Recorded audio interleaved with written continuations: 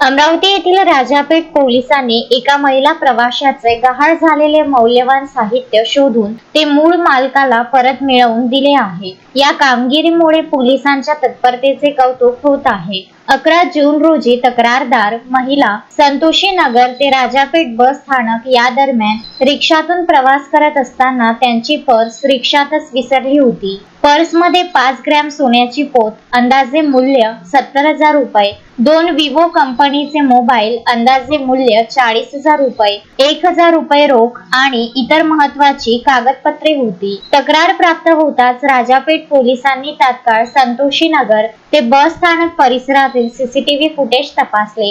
या तांत्रिक तपासाद्वारे रिक्षाचा शोध घेण्यात आला आणि तक्रारदाराचे एकूण 1,11,000 रुपयांचे सर्व साहित्य सुखरूप हस्तगत केले।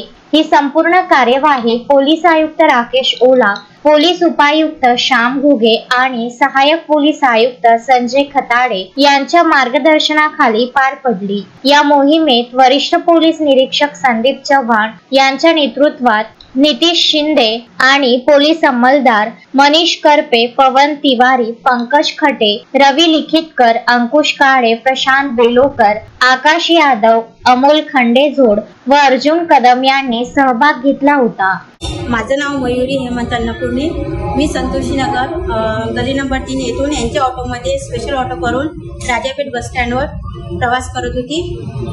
तेथे माझी बॅग यांच्या ऑटोमध्ये राहून गेली होती, म्हणजे मीच विसरली होती स्वतः। आणि नंतर आम्ही राजापेठ पोलीस स्टेशनमध्ये अर्ज दिला आणि संदीप इथले जे ठाणेदार आहे संदीप चव्हाण सर यांनी आमची पूर्ण मदत केली। याच्याबद्दल मी त्यांचे आभार मानते। हमारी गाड़ी में इनका पर्स रह गया था। मैडम को पता लग गया। हमने संदीप चव्हाण साहब के पास में जाकर पर्स कर दी।